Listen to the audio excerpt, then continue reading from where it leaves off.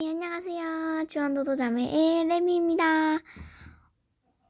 요즘엔 너무 많이 추워지고 있죠. 와, 진짜 저도 긴팔 막 입고, 와, 바지 좀 보세요.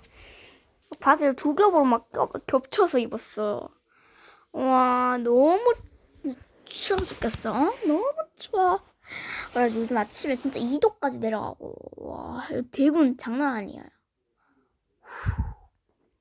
그래도 아빠께서 이제 조금 일주일 지나면 추위가 좀 잦아질 걸 하지만 잘 모르겠네요. 제가 이게 해드렸던가? 제가 이불 빠져갖고 여기가 비었어요.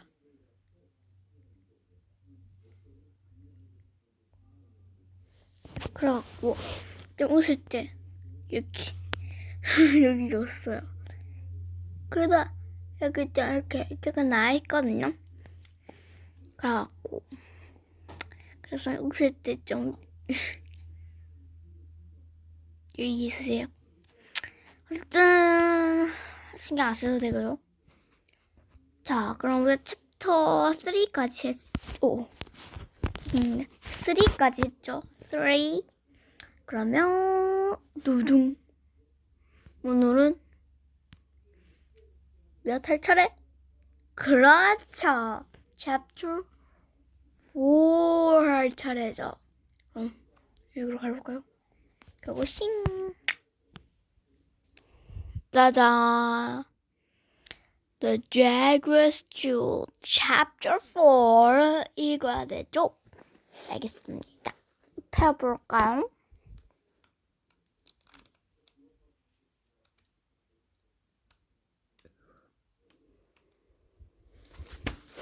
여기. 잠시만요. 네, 죄송합니다. Chapter 4. What do you mean? Dink's uncle asked. I don't see how it could be fake. Dr. Pitts rested a finger on the jewel. This is not the original emerald, he explained. In fact, it is not an emerald at all. But how could that be? Dink's uncle cried. Look, I'll show you. Dr. Pitts said. He took a small flashlight from his pocket.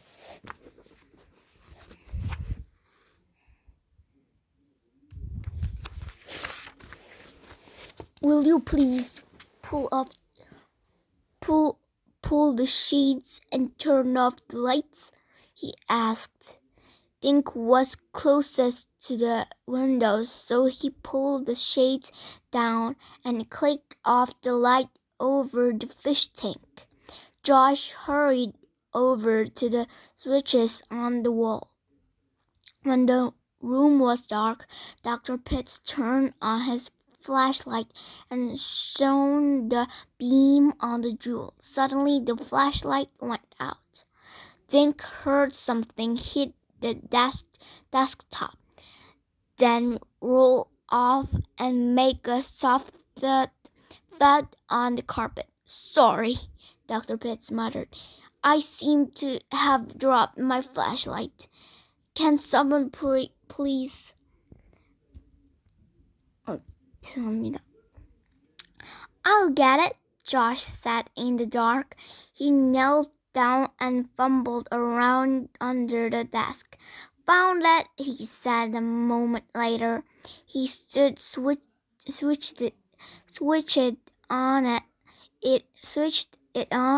and aimed the light at the desk. Thank you, young man, Dr. Pitts said. He took the flashlight and pointed it at the jewel once more. You see, if this were a real emerald, the light would penetrate, he explained. The light beam would go to the heart of the jewel. He tapped a finger against the jewel. "But this is just glass. Notice how the light bounces off the surface. The light does not enter the stone." He shone the light on his own face. "Of course, that is just my opinion.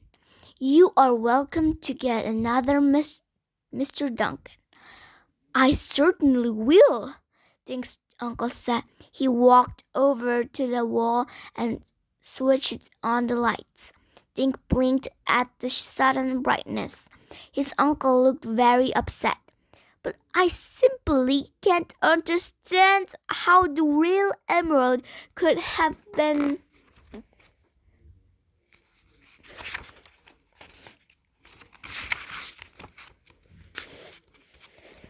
switched for a fake one," Dick's uncle continued. "Are you absolutely sure?" Dr. Pitts nodded.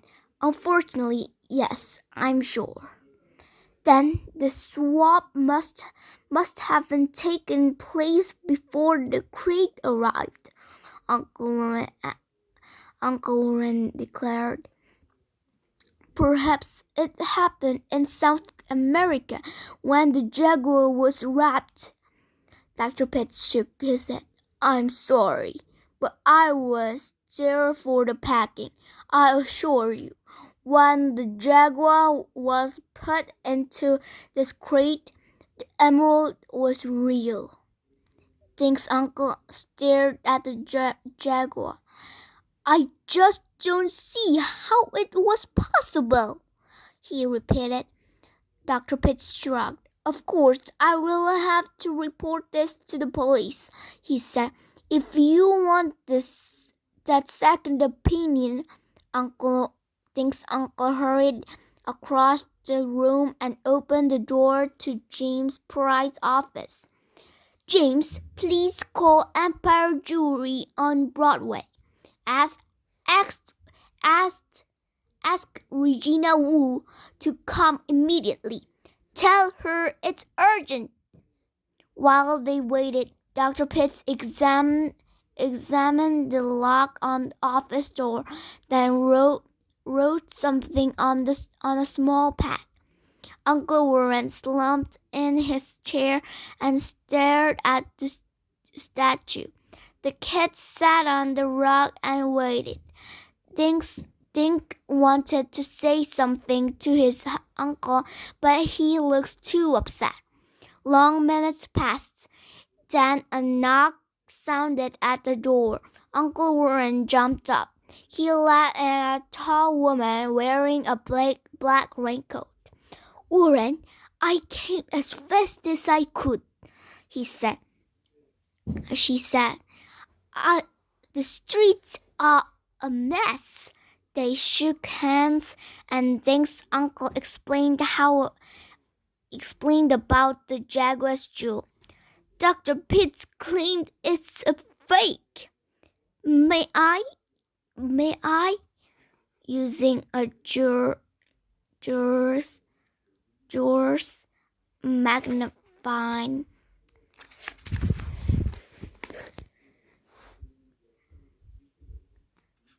glass, Mesu examined the stone for a few minutes. Then she removed the small bottle from her pocket and squeezed a drop of liquid into the jewel. When the liquid dried, she wiped the stone with a cloth. She shook her head. "He's right," she said. This is a glass replica." Uncle Warren fell back into his chair. "I am simply dumbfounded. Where did the switch take place? Who could possibly—" "Pardon me," Dr. Pitts said. "The lock on the door does not appear to have been forced. Who besides you has a key to this office? Mr. James Pride, my assistant, for one." Dink's uncle said. And my friend John Paul, he owns the restaurant next door to the museum. He let the delivery man into my office yesterday. So this John Paul has a key, Dr. Pitts said. Uncle Warren shook his head. Not to keep. I lent him my key, since the credit was due while James and I were away from the museum. So 2 people besides yourself had access to the jaguar. Is that right? Dr. Pitts asked. Your assistant and your friend? That is correct, but I'm assure you, neither of them has touched that statue. The idea is absurd. Excuse me, Uncle Warren? Dink said. Everyone turned to look at Dink. Wouldn't there be fingerprints? I mean, if someone did take the real jewel, they'd leave prints on the fake one, right? No one spoke for a minute. Then Dr. Pitt smiled at Dink. That is an excellent idea, he said. And I think we should ask the police to look for fingerprints.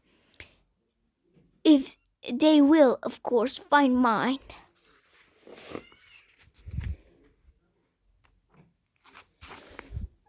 But unless I miss my guess, no others.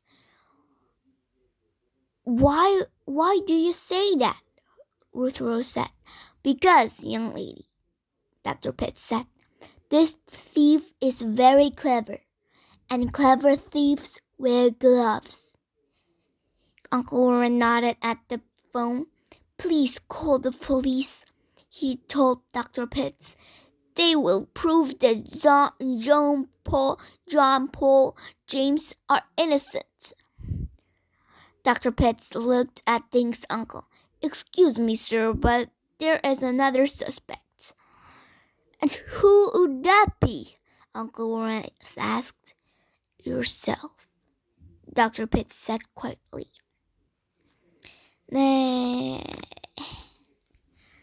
어떠셨나요? 이제 문제 시작이죠. 문제가 이제 생겼습니다.